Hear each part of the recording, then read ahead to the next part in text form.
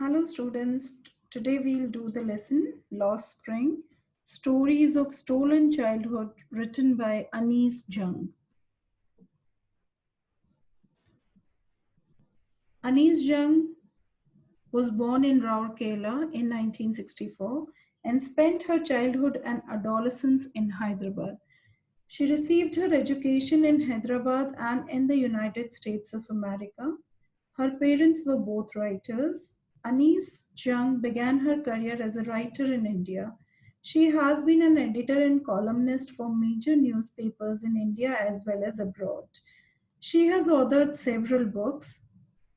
This chapter is an excerpt from her book titled Lost Spring Stories of Stolen Childhood.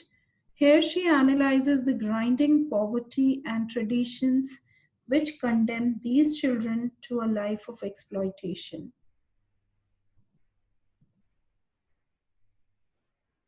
Now, let us know what are the reasons to include this chapter in your syllabus. This chapter is included in your syllabus so that we can be aware of the contemporary world, the world which is around us. We should be sensitive towards people living next to us. We should try to understand the plight, the condition of the poor children who are deprived of schooling for different reasons. They are working in factories, hotels, shops, etc. We should know the rights of children and laws made to protect them. The title Lost Spring. Spring is the best season. It is the season of joy and happiness. Flowers bloom and trees get new leaves in this season. So, it is the season of growth too. In the same way, childhood is the best part of our life. It is the time for our growth and development. It is the time to bloom and be happy, remain stress free. But there are some children who are deprived of this happiness. For these children, this spring is consumed in poverty, dirt, and dust. And at a very tender age, their shoulders are burdened with hard labor. So, their pursuit of childhood is lost in their overburdened life. Let's see the theme of the story. The main theme is the plight, or you can say the poor or bad condition of street children who are forced into child labor at such an early age. They are deprived of opportunity of schooling also. Sub-theme which goes in the chapter is the callousness, or you can say the insensitive and cruel behavior of society and the political class to the suffering of the poor. The author tells us stories of her interactions with children from deprived backgrounds. She describes their poor condition and life in an interesting manner.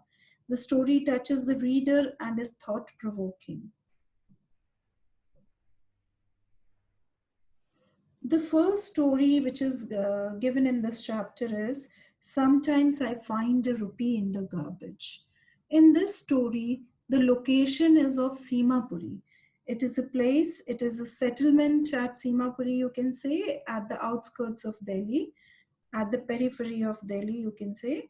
Huts are, here the condition is miserable.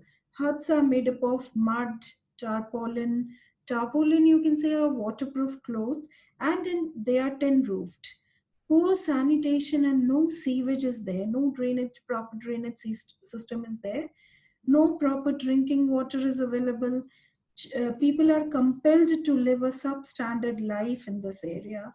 Though Simapuri is in the outskirts of Delhi, it's metaphorically far away from Delhi because there is no match in the lifestyle of inhabitants of Delhi and Simapuri.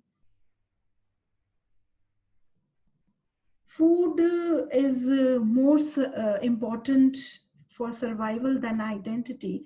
That is why people living here, they do not have identity card, any kind of identity card like Aadhaar card or anything else, but they have ration card which make them buy grain, and they act as a vote banks for the politicians. So they feel ration card is more important because they get food from that.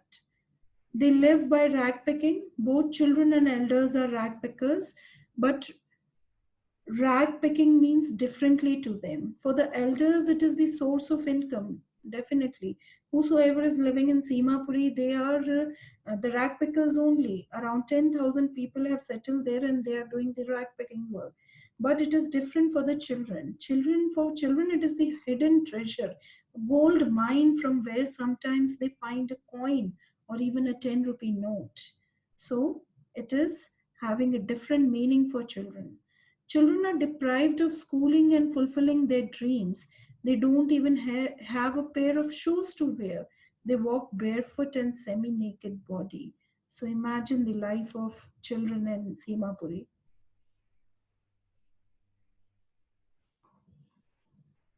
The main character in this story is Sahib. His complete name is Sahib Alam. Ironically, his meaning of his name is Lord of the Universe, whereas he's a rag picker living in Simapuri. So you can see, according to the name, his life is not there. He's a rag picker, and his name means Lord of the Universe. So it is ironical. He's 10 years old, dreams to go to school, play tennis, and wear tennis shoes. His dream is not fulfilled, although he managed to get a discarded pair of shoes, tennis shoes. Later, he works in a tea stall for rupees 800 per month. Although he managed to get a job, he is no more master of his own. Now he works for someone else and loses his freedom.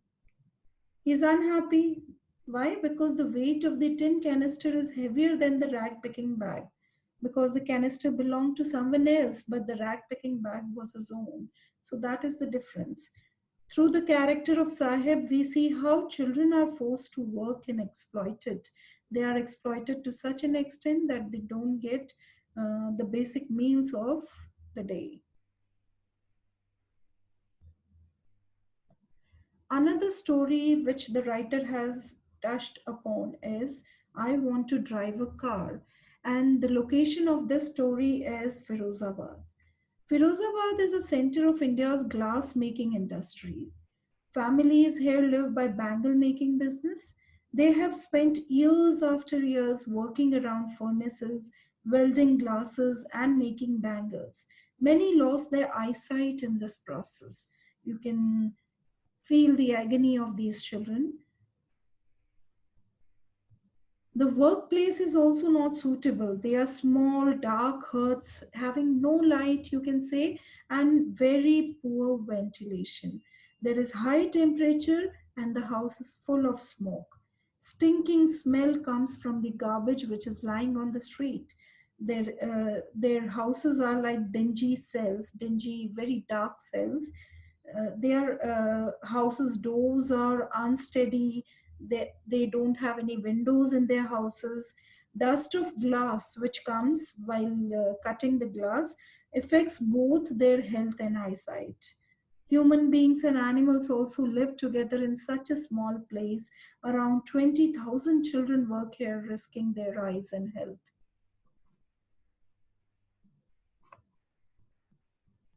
In this story, the main protagonist is Mukesh. He is a child labor in the family profession of bangle making business, and he is daring, but he is daring and different from all other children and family members who have submitted to miseries and hazardous profession. So everyone else in the family has taken it as their destiny that they have to do this work. There is no other option, but he is daring and he has thought something else for himself. Although he's grown up seeing bangle making, wants to be a motor mechanic, his own master. So he wanted to be his own master. He wanted to be a motor mechanic. He's ready for this. He is ready to walk long way to the garage, but his dreams look like a mirage. They are far away from the reality. Their economic condition is also miserable. They are leading a miserable life and are exploited badly by the sahukars, politicians, policemen, bureaucrats, and middlemen. All the profits are backed by these people. They are caught in the web of poverty. They get very little amount of money. They are compelled to lead a substandard, underprivileged life and unhygienic, due to which accidents like loss of vision, skin burns, bronchitis, physical and mental weakness, and genetic problems arise because of the exposure to the chemicals.